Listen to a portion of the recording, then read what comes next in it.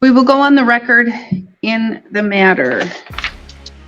24 CM 214, State of Wisconsin versus Dolores Corbett. The state appears through Assistant District Attorney Holly Rockout in person. We have Ms. Corbett in person. Her counsel, Joseph Rosenthal, appears by video conferencing. Mr. Rosenthal was going to be in person here today, but they were hit hard with snow in Superior, so he was unable to get here in person. Ms. Corbett, are you okay with him appearing by video conferencing? Yes, I am. Do you understand you have the right to say, you know what, Judge, I want to move this. I feel more comfortable with him with me? No, I've been through this process before, so I know what a plea agreement kind of looks like. So I'm confident with just him appearing by Zoom. Okay, that sounds good. If you have any questions or concerns and you need to speak with him, let me know, and I can stop the hearing and you can go outside and give him a call, or we can put you in the Zoom room so you can have a Zoom confidential breakout session. Yes, ma'am. Okay. So the parties have reached an agreement. Were you able to prepay any of the money? No, I do know that there was a $250 cash bond that I had posted to get out of jail for this. So I don't know if all the court costs will be. Oh, there was. Yep, we're all good. Okay. So, Mr. Rosenthal, what is the agreement that's been reached?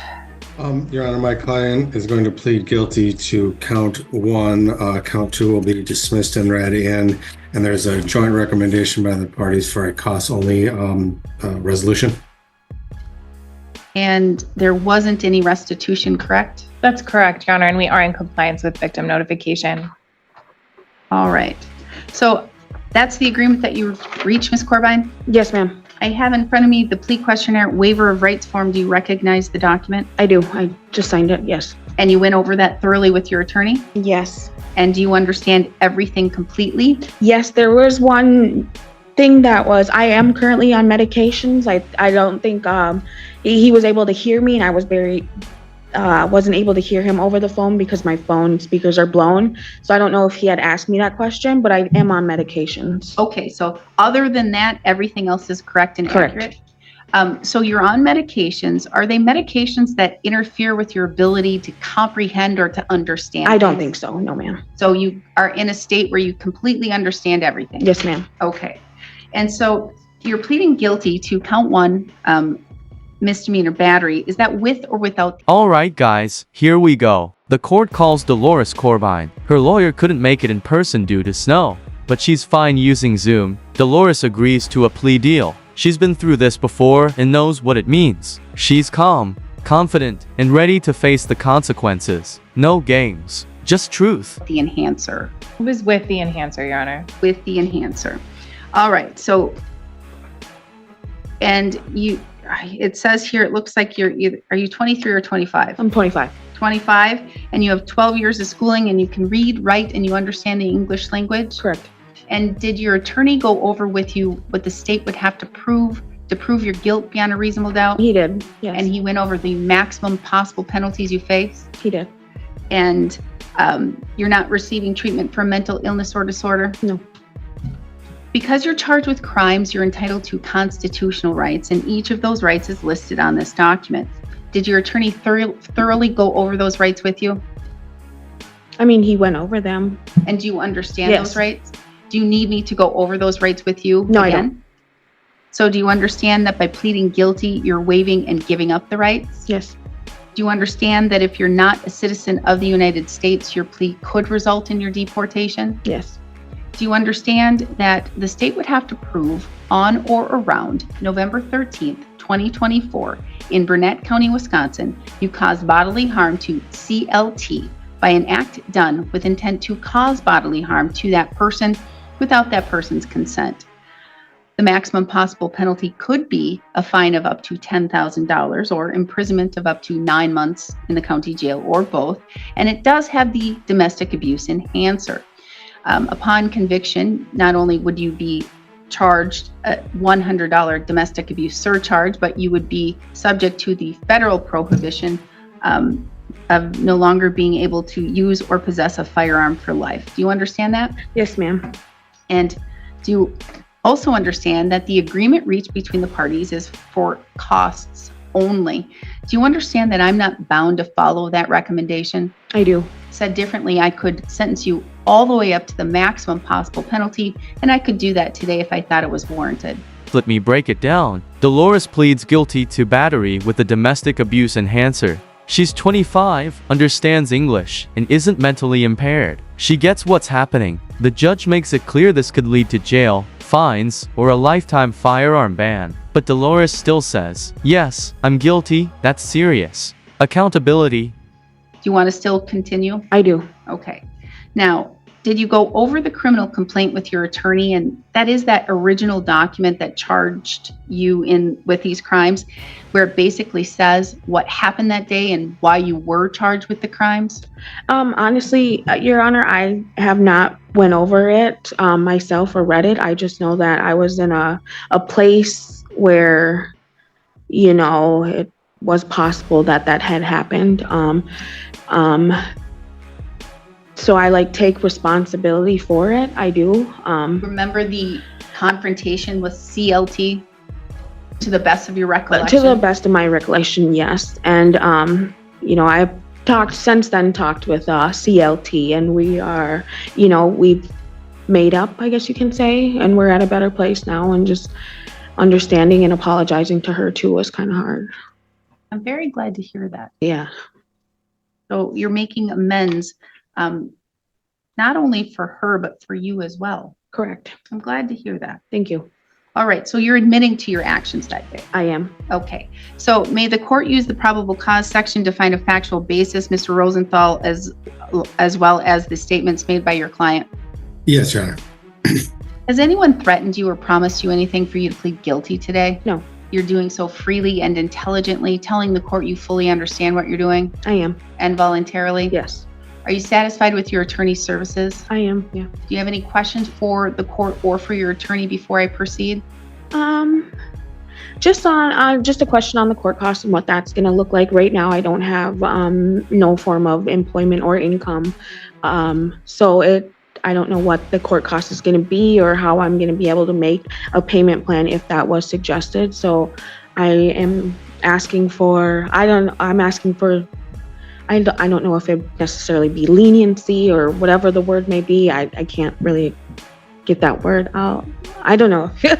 I feel like. Listen close. Dolores admits she didn't even read the complaint, but she remembers what happened and is ready to take full blame. She says she's already made peace with the victim. They've talked, forgiven, moved on. The court sees this. It's not just words, it's healing. Dolores is not hiding anymore. Mumbling, but yes, something along the lines of just, I don't know, minimum, I guess you can say, Your Honor.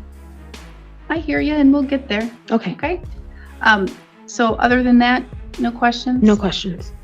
So then, as to count 1, misdemeanor battery with a domestic abuse enhancer, how do you wish to plead? Guilty. The court will find your plea of guilt is done knowingly, intelligently, and voluntarily.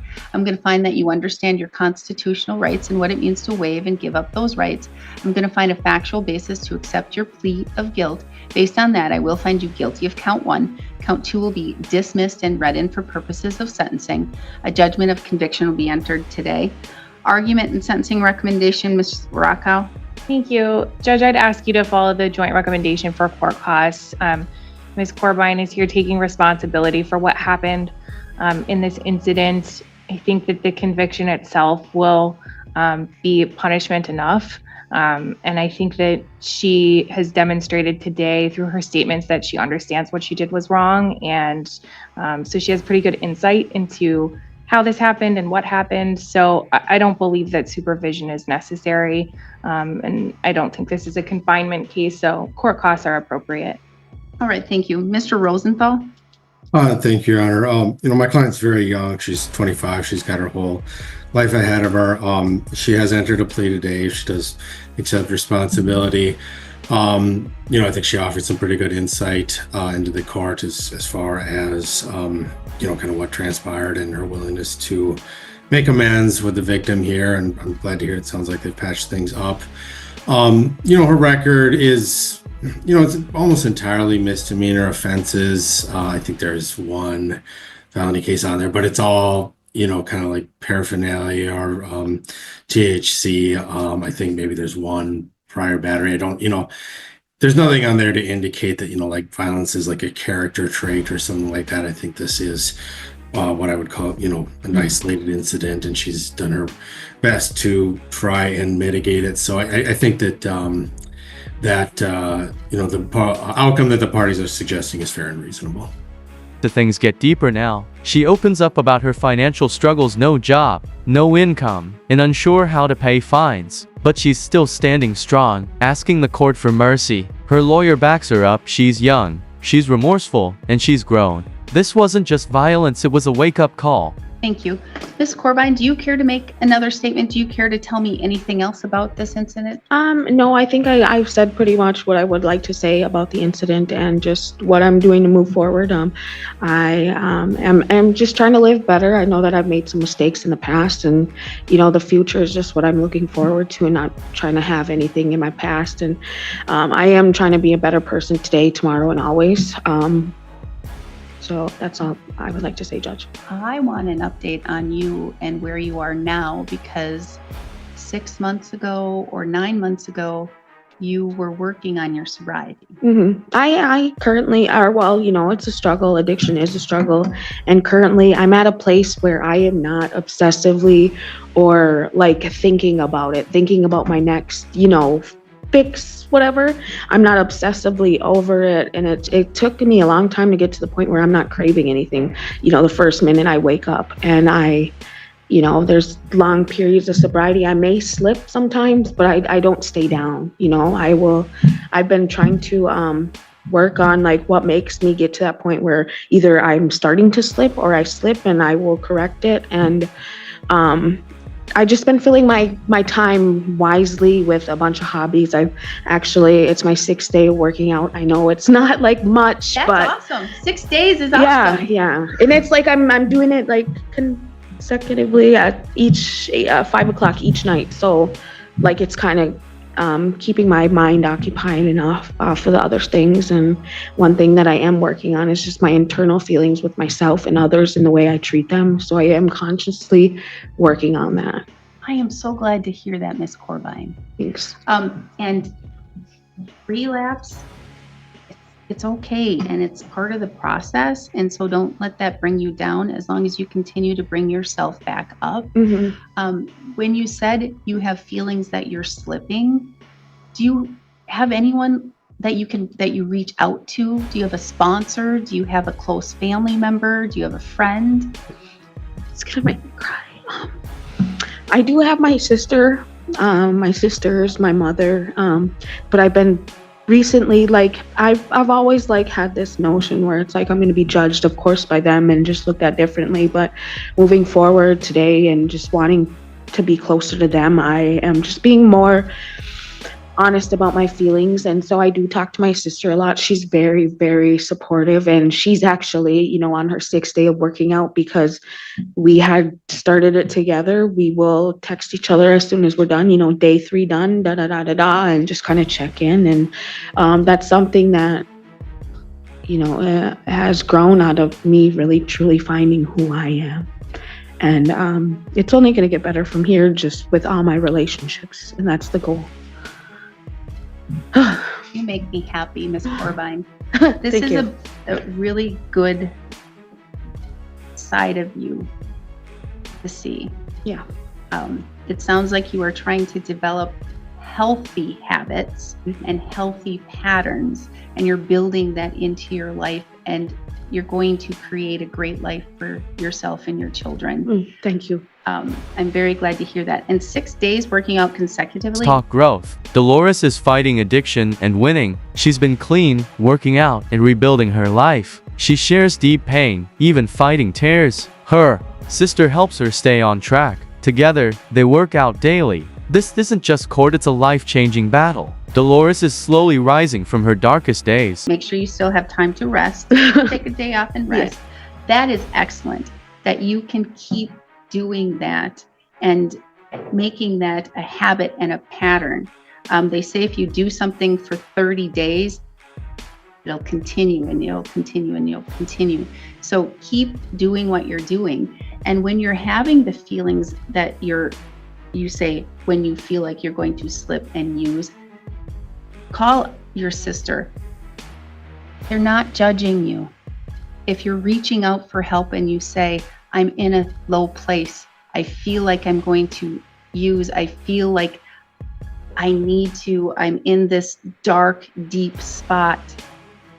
They're not going to judge you. They're going to be there to help raise you up and to comfort you and to get you out of that spot. Thank you. I believe that the agreement is appropriate.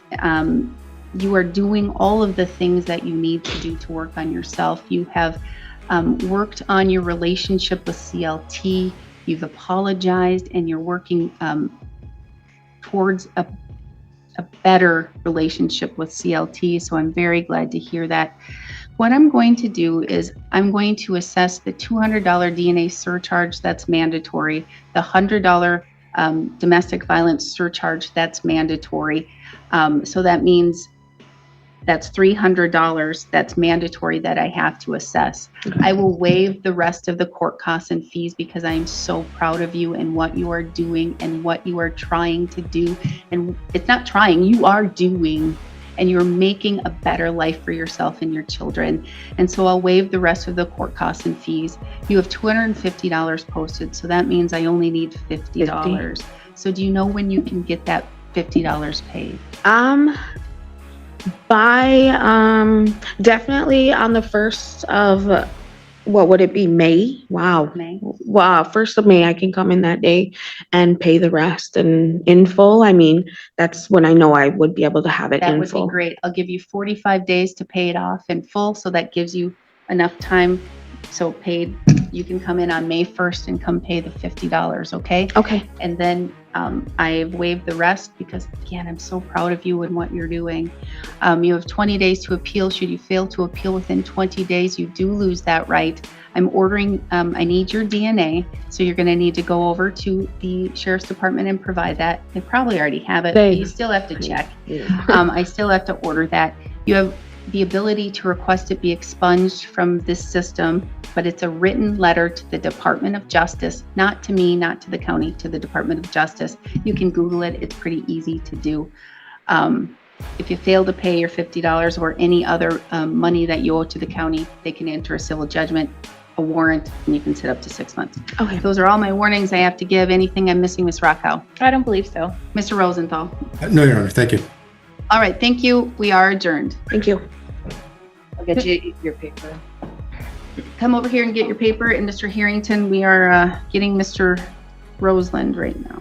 And here's your paper. Final verdict hope. The judge sees real change. Dolores gets hit with only mandatory FEs. The rest, waived. Why? Because she's doing the work. She's healing, growing, and fighting to be better for herself and her kids. One last warning, stay on track. The court believes in her and now, so do we.